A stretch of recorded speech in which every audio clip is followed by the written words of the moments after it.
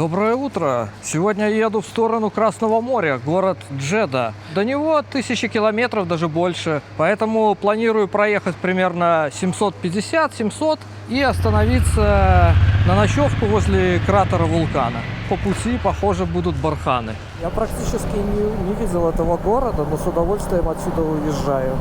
Все, снова магистраль. Попытался найти какую-то второстепенную дорогу. Она есть, но это все равно двухрядка. Она связывает столицу со вторым по величине городом страны. Эр-Рияд-Даха.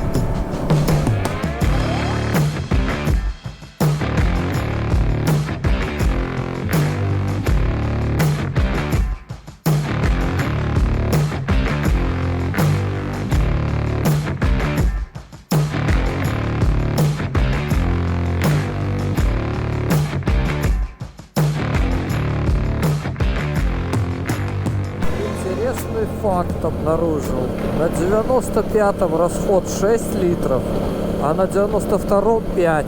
А я еду, думаю, ну все, уже мотоцикл, мой старичок, 90 тысяч сказывается. У него написано по мануалу, что минимум 91 бензин. Я всегда на 92-м, потому что разницы по мощности не чувствуется. По устойчивости работы на холостых тоже. Непонятно почему, казалось бы, да? Чем больше октановое число, тем лучше. А оказывается, таки нет. Не любит Honda этот 95-й. А, это вообще 91-й даже, а не 92-й.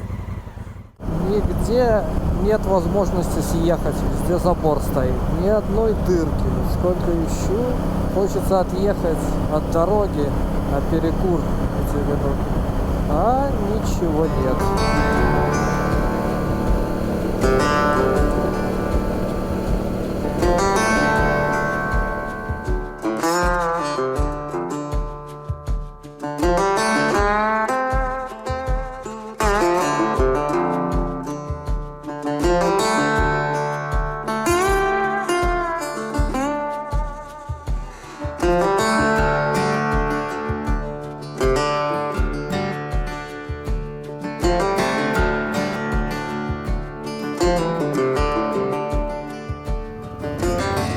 Единственный съезд нашел за всю дорогу эту.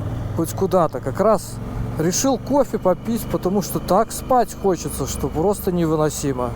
Это вот такая нудная дорога, что не передать просто. Ничего не происходит здесь. Ага, я думал под дерево какое-то заехать, а тут солнце в зените, поэтому никакой тени нет. Без расширителя подножки все сразу закапывается. О, брусчатка есть кусок. Так, уже на грани падения. Маленький пикничок на обочине с таким красивым видом. Сейчас кофе с молочком. Побольше бы таких обедов, как сейчас. Я прям даже захотел здесь остаться с ночевкой. Такое место классное. Там у кого-то палатка стоит. Но какая ночевка? Не. Я и так уже на 6 дней выбился из графика. На 6 дней домой позже приеду.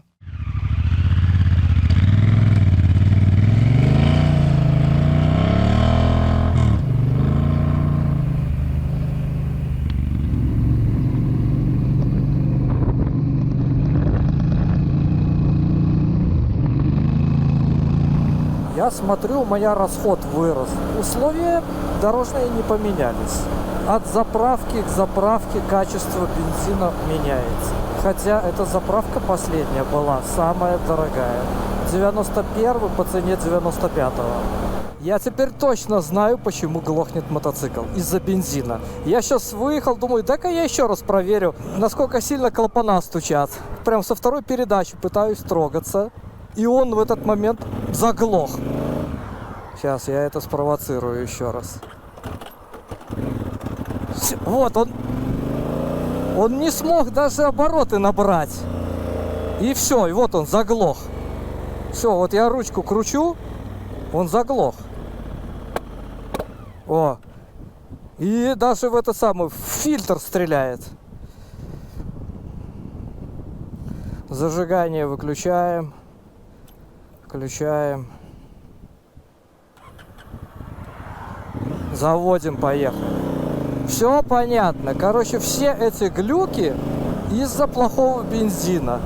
То есть, видно, в Пакистане там был.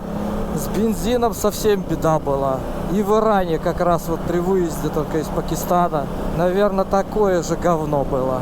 Но сейчас он не настолько плохой. Это я уже просто спровоцировал эту неисправность. Я пытался дать газу на холостых оборотах. Получается, что дело все в бензине. Ну и то, что он подзасырает лямбда-зонд, это точно. Когда я начал лить 95-й, он не сразу хорошо поехал. Можно считать, на третью заправку он идеально уже поехал. Ну, наконец-то, спустя 640 километров, как мышка в лабиринте среди этих заборов, никуда не съехать, не заехать. И я покидаю эту трассу. Сейчас 100 километров в сторону к каким-то вулканам. Это единственная достопримечательность, которую я нашел вблизи этой дороги. И я там собираюсь переночевать. Потом уже по побережью Красного моря я буду ехать по второстепенным дорогам. Ну, как я надеюсь. Я решил сделать фотографию на фоне этой пустоты.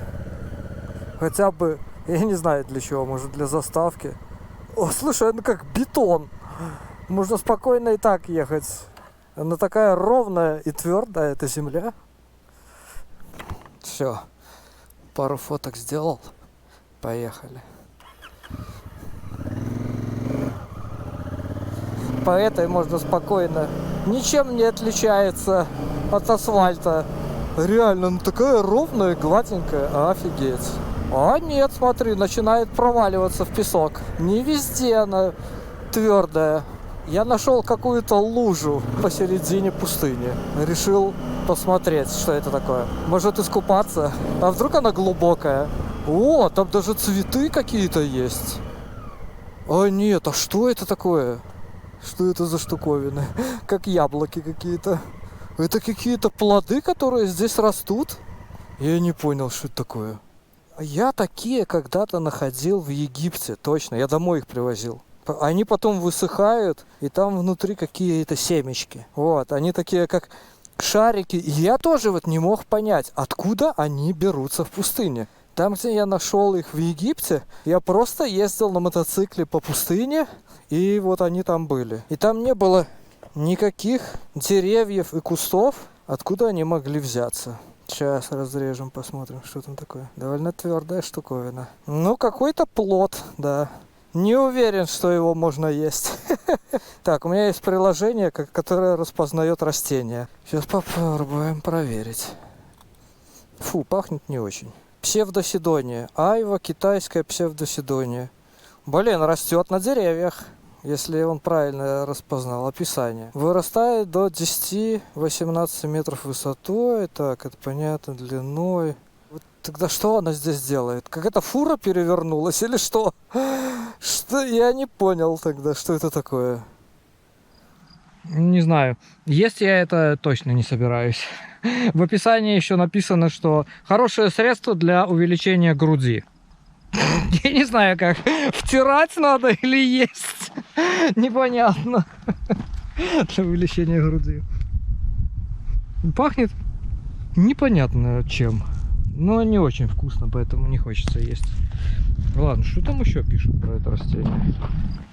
По описанию это крупный яйцевидный плод 12-17 сантиметров. Вот это не яйцевидный, он круглый просто. Хорошо, есть в разрезе. Хотя на фотках в разрезе, да, 1 к 1. Короче, лучше точно не пробовать эту штуку. Потому что не факт, что приложение правильно выдает. В общем, это точно не айва, потому что она на кустах не растет. Она растет вот на этих вот кустиках маленьких. Вот ее хвостик. Я пошел в воде. Есть растения, которые вот так вот прикреплены прямо на дне. Вот, допустим, маленькая, да? И вот она, раз, на стебле. И оно вот тут вот растет. То есть эта штуковина, вот эти вот то, что они плавают здесь, да? Это они растут вот на этих вот кустах, я так понимаю. Но может и не на этих кустах. Может они просто зацепились за эти кусты. Но факт в том, что они растут прямо в воде. Видно, что он на ветке. Опа, фрукт этот. Прикольно, короче. А вода это здесь постоянно, судя по всему. Потому что внизу есть зеленый мох и какие-то плавают существа. Все вот эти вот, которые кажется, что они просто плавают, на самом деле они здесь произрастают. И никакая фура с айвой китайской здесь не перевернулась. Вот тебе и приложение. А по фоткам действительно сходится. Айва точно китайская тоже так выглядит. Вот тоже большой такой. Он прямо под водой растет. Держится там. О, а вот этот вот на арбуз похож. Ха-ха, точно. Арбузик маленький. В воде растет. Слушай, а может это арбуз на самом деле? Если то айва, то это ну очень похоже на арбуз. Ну, и хвостики с двух сторон есть. Что, оторвем, посмотрим? Вдруг это арбуз? Не, та же айва, только почему-то выглядит по-другому. Ну, или точнее не айва, а вот это вот. Не выдает мое приложение какое что-то другое, кроме айвы. Ладно, а если я вот кучу вот этих сфоткаю здесь, прям на земле, может оно выдаст что-нибудь другое? Сфоткал кучу эту лежащую, не, выдает какой-то арбуз горький, но в итоге все равно не похоже по внутренностям. Вон я вижу, какие-то плавают здесь существа. Но это говорит о том, что вода здесь есть всегда. Прикольное существо. Я понял, что это мне напоминает этот запах. Он чем-то отдаленно напоминает запах мочи. Вот когда идешь по какому-нибудь обоссанному месту на улице, там возле обоссанного забора, пахнет так же, как и здесь. Да, судя по всему, здесь глубоко. Ага, там по пояс, наверное, будет точно. Дна уже не видно. Интересно, откуда здесь вода? Хотя, может, от дождя и потом пересыхает. Головастики эти куда-нибудь в землю глубоко уходят. До следующего дождя. Место прикольное, но запах реально напрочь отбивает здесь быть даже лишние 5 минут. Поехали дальше.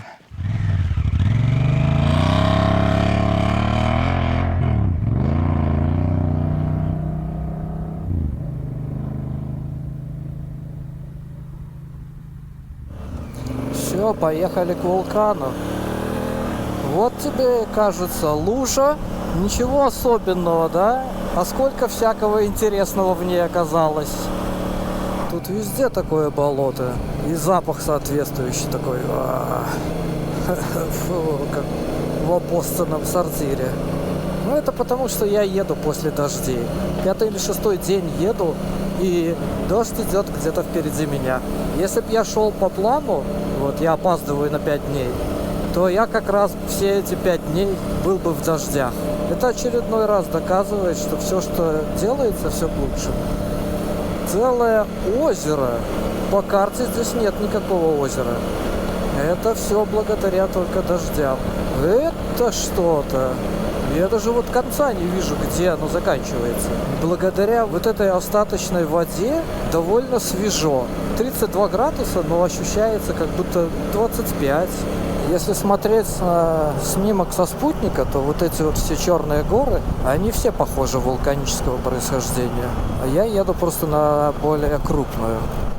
Похоже на то, что впереди гроза. Я сейчас направо ухожу, мне куда-то туда.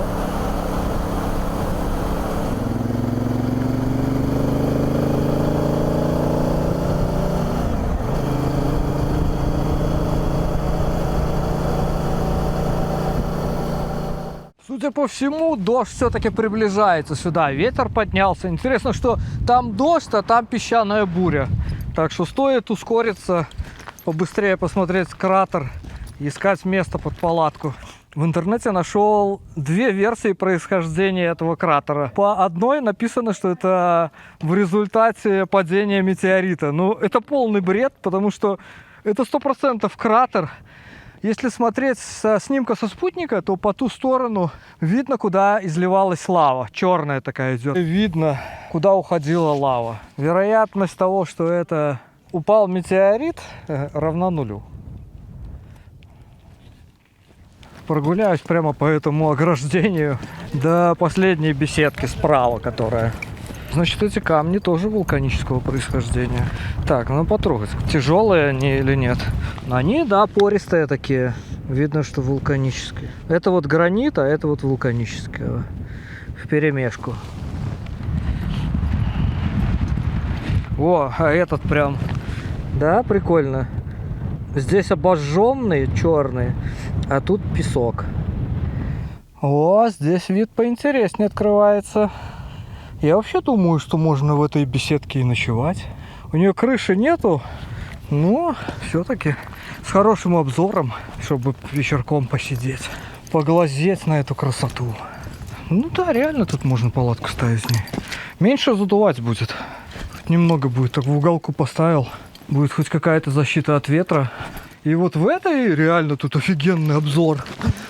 О, если вот сесть вот здесь вот, так на краю, ножки свесил туда и наблюдай за такой вот красотой. Слушай, отсюда даже непонятно, насколько это глубоко. Только когда смотришь на такие деревца, ты понимаешь, что это куст высотой 2-3 метра.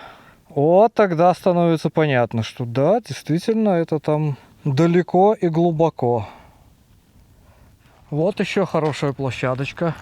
Есть даже вот ровное место, похоже, для палатки. И вот тут вот замечательный такой обзор. Вечерком посидеть. Обзор в две стороны, правда, ветрила, капец какой. Была бы еще голубая вода, вообще цены не было. Кстати, вода может отстояться, потом осядет эта муть, и будет действительно голубая или зеленая. Вот в центре как будто уже появляется какая-то зелена. Вот там вот впереди то ли песчаная буря сюда движется, то ли дождь.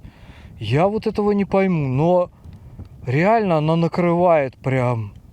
Я, наверное, до мотоцикла не успею дойти, как она уже будет здесь.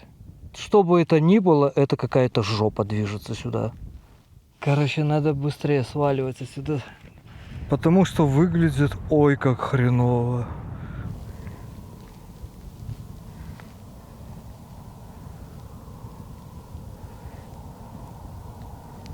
Короче, я не успел уйти отсюда. Вот она, пришла эта буря. Все, в глазах сразу песок. Хотя она еще не полностью, походу, накрыла меня. Вон накатывает такими слоями. Офигеть. На мотоцикла метров 300. Его уже не видно.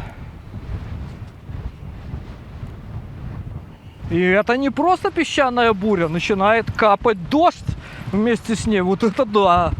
Нонсенс какой-то. Редкие капли.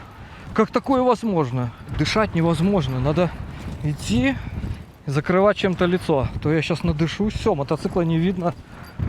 Вулкан тоже накрывает.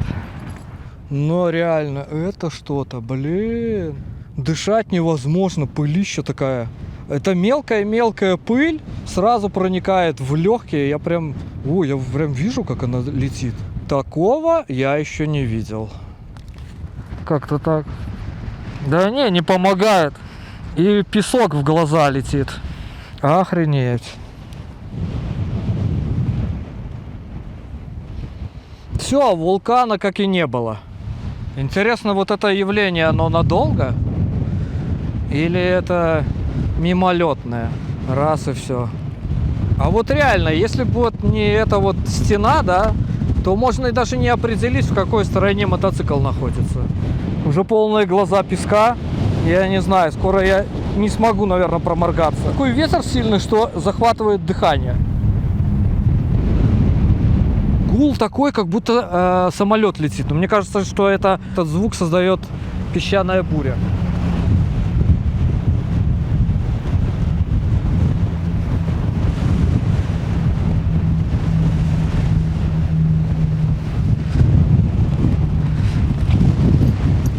С одной стороны стрёмно, потому что я впервые с таким сталкиваюсь. И неизвестность, вот что будет дальше. Может, она так накроет, что дышать нечем будет. А с другой стороны, может, она через 5 минут пройдет. И это просто... Тогда будет что рассказать друзьям на кухне под кальянчик. А пока что я не знаю, что думать. Смотришь на это все, и кажется, это какая-то жопа. Даже выходить не хочется. Видимость метров 100, наверное, и все. Все, только вылазишь, все, сразу нечем дышать. Вот оно видно даже, как перелетает песок через ограждение. Все, похоже, как будто вторая волна. Я уже подошел ближе, а мотоцикла все равно не видно. Сразу забило глаза песком. Если так дальше пойдет, я скоро не смогу проморгаться. И в легких столько песка. Это же ведь, не песок, это просто пыль какая-то. Хоть так. О, у меня же там есть маска, типа, ковидная. В мотоцикле. Я не знаю, может пойти все-таки к мотоциклу. Короче, как-то стрёмно, честно говоря. Потому что не знаешь, чего... Ой, блин. В глаза. Капец. Не знаешь, чего ожидать. Пройдет она, не пройдет. Вот до этой беседки метров 100. И ее уже практически не видно.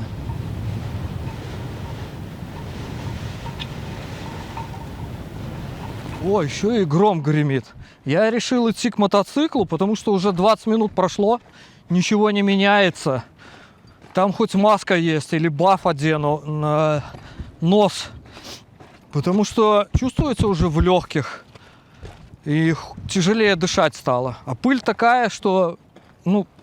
шмотка вся серая стала. Колени. Вот это вот цвет поменяла. Такая мелкая-мелкая пыль. Такое ощущение, что что-то проясняется. Может и закончится. Собаки какие-то пришли. Охраняют мой мотоцикл. Что вам, пожрать надо дать, да? Потом, да, что-то останется у меня. А здесь, наверное, туалет есть. Защита такая вся стала. Капец, сколько пыли на ней. Баф тоже. Весь пыльный, куда его одевать теперь? Как оно ко всему прилипает? На стекле вон сколько. И вот так вот она и в легкие попадает. Я не знаю, где эта маска, короче. Походу ее уже нету. Или я ее переложил куда-то. Но я ее не вижу. Вон уже прояснение. Уже не надо. Все, уже все видно становится. Вон и беседки уже видны. И то, откуда она двигалась, уже видно. Буря почти закончилась, а песок в глазах не хочет заканчиваться. Я не знаю. Прям невозможно смотреть. Я думаю, надо как-то, наверное, промыть глаза или что.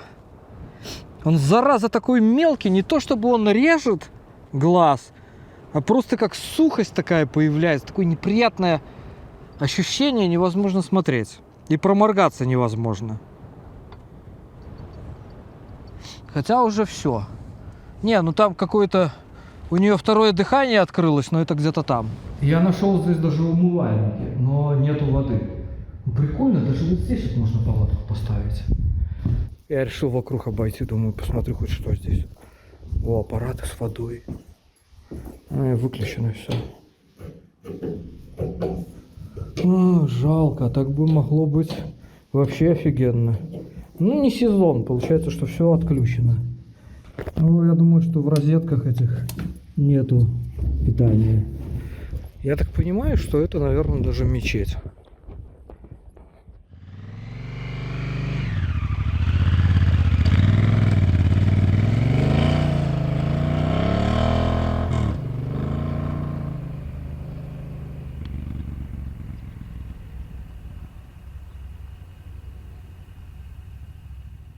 Такое чувство, что буря возвращается назад. Был ветер оттуда пришла буря, сейчас ветер оттуда, и он увеличивается, и я уже вижу, как песок идет в этом направлении. И такое ощущение, что она сейчас вернется сюда. Так что, возможно, меня сейчас накроет второй раз. Палатку пока ставить не буду, потому что камень так нагрелся, просто как печка. Это что-то, блин. Вот это место я выбрал. С большой вероятностью меня накроет сейчас второй раз. Все, я готов к встрече со стихией. Самое интересное, что вот там, вот откуда она пришла, она там заново зарождается. И хоть ветер туда дует, мне такое ощущение, что она приближается.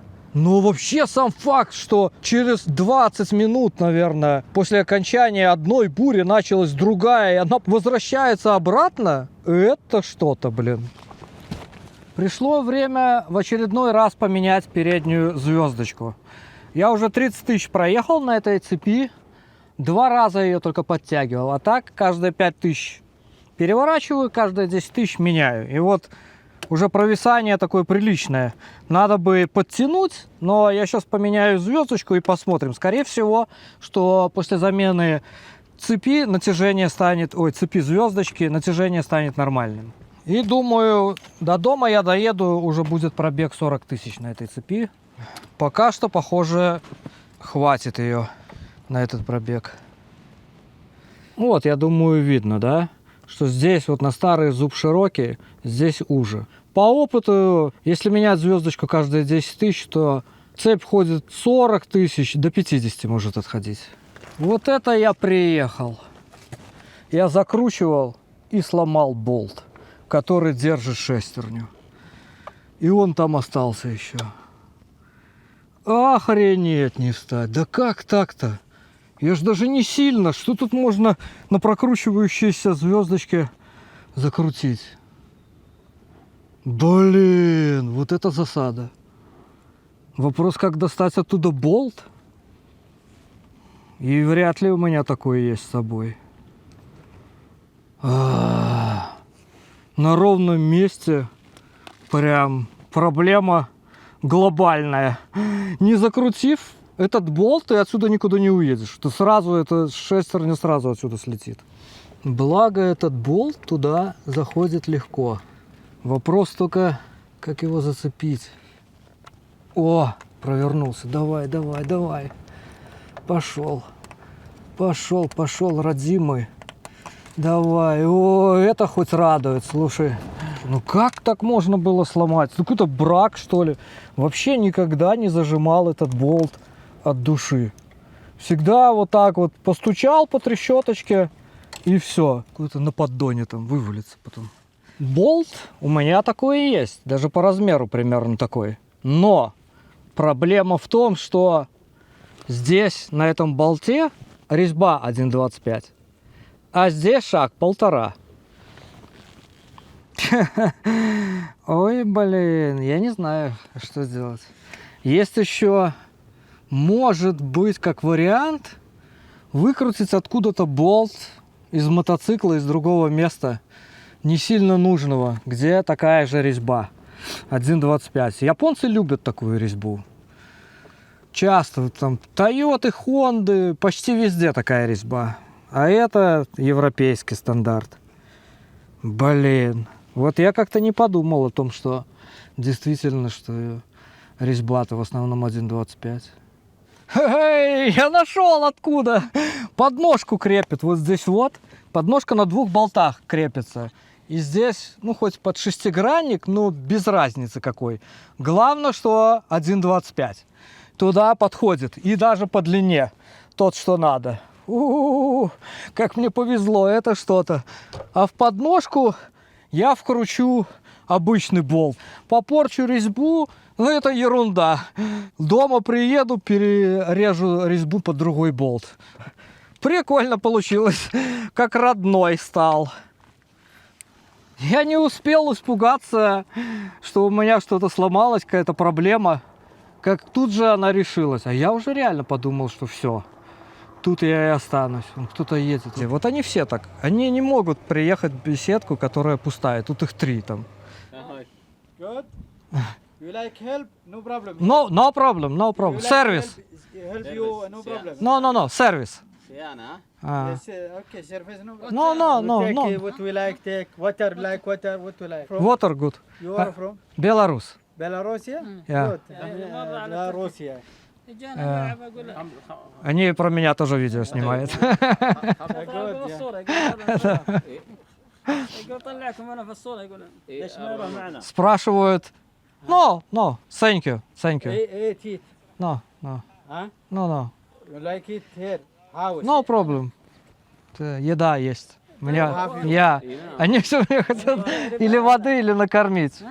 А. ويلكم ويلكم هوم. No, thank you very much. Thank you very much. وات بروبلم ناو؟ No problem. انجن جود؟ Good. Good, да. يسوي له الصيانه يقول. Я решил пока не портить резьбу. Взял вот такую вот, ну, по длине подобрал болт. Чуть-чуть его наживлю, буквально на пару витков. Он заходит, дальше уже не по резьбе идет. И я не хочу его портить. Так что будет на пару витках держаться, но я пока буду ездить тут, попробую найти за это время болт. Думаю, за пару дней не отвалится. Но мне кажется, и до дома доедешь так. Вроде держится намертво. Я думаю, и до дома доедет, даже если я не найду такого болта, не проблема. О, все, держится намертво. Но значительно лучше стало. Было прям вообще вот до сюда доставало до конца, еще тут и тут провисало по бокам. Это вот, я думаю, болт сломался, потому что вчера я накаркал. Вчера я разговаривал со своим знакомым с Израиля и говорю: ты знаешь, вот за 90 тысяч пробега в мотоцикле еще ничего не поломалось. Это тот мотоцикл, который нужен для таких поездок. Да, и он говорит: да, ты столько падал, блин, столько он прошел. Я говорю: ну, я сам удивляюсь, что за этот пробег ничего не сломалось. И на тебе, болт сломался. Мне казалось, что в такие вещи должен быть какой-то каленый болт стоять, а он просто его свернуло, как будто сырой. Странно, конечно. Косяк, я думаю, заводской. Какой-то брак в этом болту. Ладно, короче, собираю.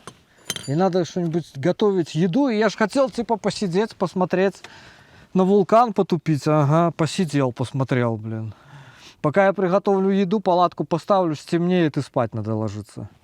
Хочу сказать, что вот кто-то мне в комментариях правильно писал, что нельзя ремонтировать мотоцикл в отдаленных местах, где нет цивилизации, потому что вот реально может что-то сломаться, и ты останешься в этом месте, потом пешком пойдешь до города. Но с другой стороны, это туристическое место, сюда приезжают, вот те же люди, они готовы помочь были всем. То есть точно так же я бы мог поехать с ними там за этим болтом. Конечно, лучше всего это стать в городе, вблизи автосервиса или авторынка и там ремонтировать. На, у меня сосиски есть. На, сосисочка. И я бы сказал, что не очень-то она и голодная. Наверное, много кто подкармливает. Была бы голодная, проглотила бы эту сосиску целиком. На вторую. Последняя. Все, будет меня охранять ночью. Будешь гавкать, выть тут на всех. Ложку забыл в том красивом месте, где обедал. Сделал, из бутылки вырезал такую вот штуку. Пока так. Слушай, так жалко ложки. Это ложка еще моей бабушки. Она ей блины делала. Для меня эта ложка, я вот каждый раз ей ел, видел вот эту вот стертость на кончике ложки и бабушку вспоминал. И вот так жалко, блин, что я ее забыл в пустыне. Ну, не будешь же 300 километров возвращаться ради ложки. Ну, как бабушка моя говорила, владелица этой ложки, побыла и хватит. Так что надо учиться расставаться с вещами. Ну что, я не успел поставить палатку, как дала гроза. Я вещи быстро на мотоцикл и приехал в эту, где умывальники стоят. Поставил сюда мотоцикл, поставил палатку, и гроза закончилась. Выгнала меня просто с хорошего места ночевки и закончилась. Но все равно гремит с двух сторон, так что, возможно, еще случится. И самое интересное, что такой ветер был, что мотоцикл начал шататься, несмотря на то, что он за ограждением стоит. Шлем упал с этого ограждения. Такое ветрило было, это что-то. И самое интересное, что сейчас даже ветер стих. Ни ветра, ни дождя, ничего. Зато пока я собирался и ехал сюда, так дуло, реально. Я не знаю, каким образом, но даже шлем упал с этого ограждения. И я думал, что сейчас мотоцикл с подножки упадет. Такой ветрило поднялся. Вот это местечко я выбрал для ночевки. Но зато сейчас полная тишина. Хотя так хотелось проснуться на краю вулкана. Ну и ладно, я утром могу сходить на него еще раз посмотреть.